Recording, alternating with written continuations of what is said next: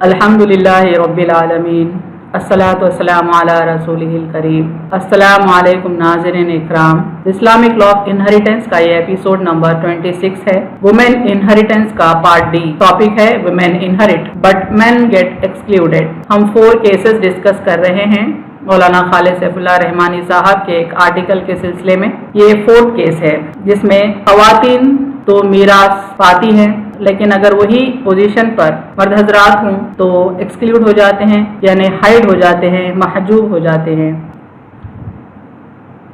Proportion of inheritance for women when compare to that of men, यानी आदमियों का हक मीरास का मुकाबला करते हुए अगर हम खवातीन का हक मीरास देखते हैं तो 4 केसेस अराइज होते हैं जो हमने बॉटम पर लिस्ट किया है। इसमें से हम 4th केस अब इस वीडियो में डिस्कस करेंगे, यानी when a woman is a heir but a man is not a heir, यानी किसी फैमिली सिनारियो में कोई औरत अगर मौजूद हो तो वो तो वारिस होती है, लेकिन अगर उसकी पोजीशन पर कोई आदमी हो तो वो एक्सक्लूड हो जाता है, वारिसीन में शुमार नहीं होता। अपनी इस बात की दलील पर हम कुछ एग्जाम्पल्स इस वीडियो में बताएंगे। पहले देखते हैं example 1। If a woman leaves her husband, father, mother, daughter and a granddaughter, then explain the distribution, यानी कि अगर कोई खातून अपने पीछे अपना शौहर, बाप, माँ, बेटी और पोती को छोड़ जाती है तब उसकी मीरास की तकसीम समझाएं। If a grandson would have been there instead of the granddaughter, then what he would have inherited, यानी कि अगर पोती की जगह पोता होता फैमिली में तो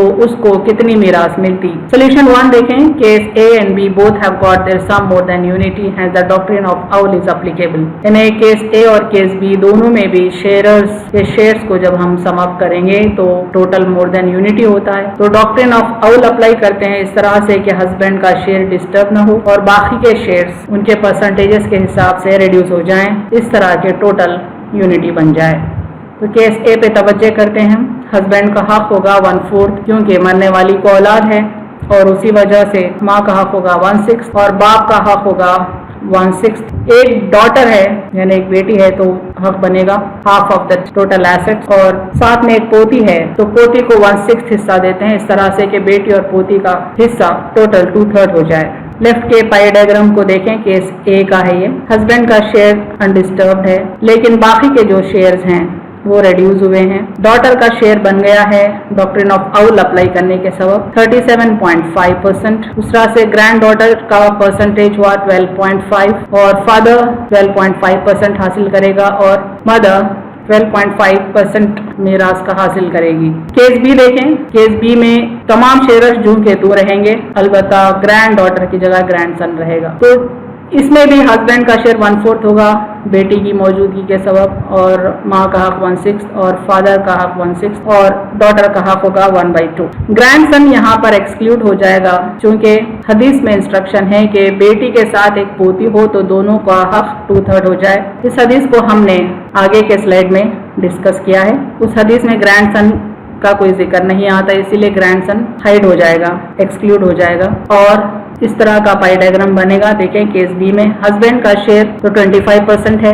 जूं का तू, बाकी के shares doctrine of owl apply किए हैं तो थोड़ा सा रिड्यूस हुए हैं। मिसाल के तौर पे माँ का हक होगा 15.25%, बाप का हक 15.28% और बेटी का हक 45.83%। तो इस एग्जाम्पल से कंक्लूजन ये फॉर्म करते हैं हम कि केस ए में तो ग्रैंड डॉटर ने अपना हिस्सा पाया है, लेकिन ग्रैंड डॉटर को अगर हम रिप्लेस करते हैं ग्रैंड सन से तो ग्रैंड सन सिनारियो में एज हेयर यानी एज वारिस अपीयर ही नहीं होता बल्कि एक्सक्लूड हो जाता है।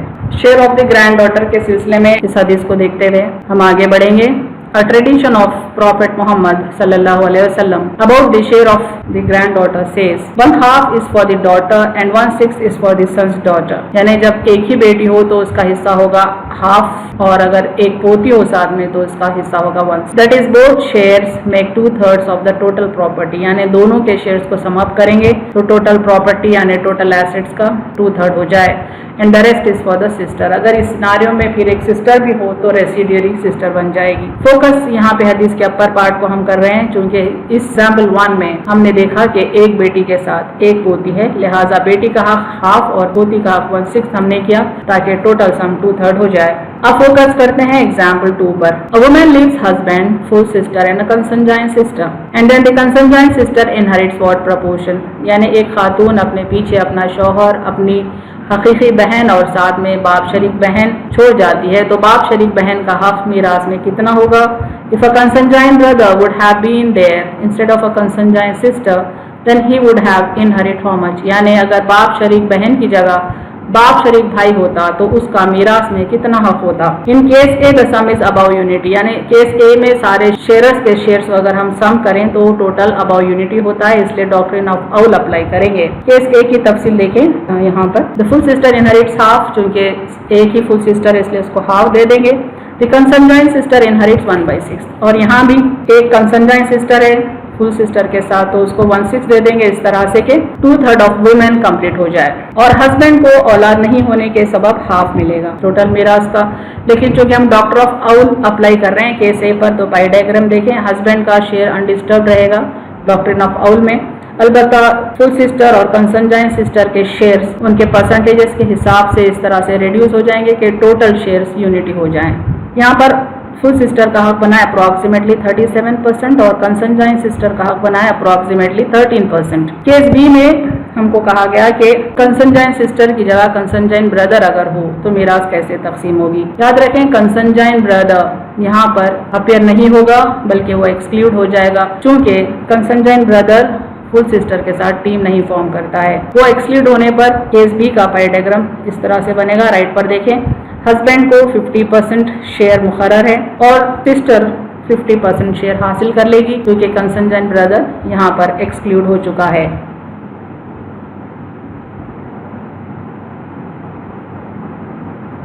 वाखिरु दावाना अनिल हम्दुलिल्लाहि रब्बिल आलमीन।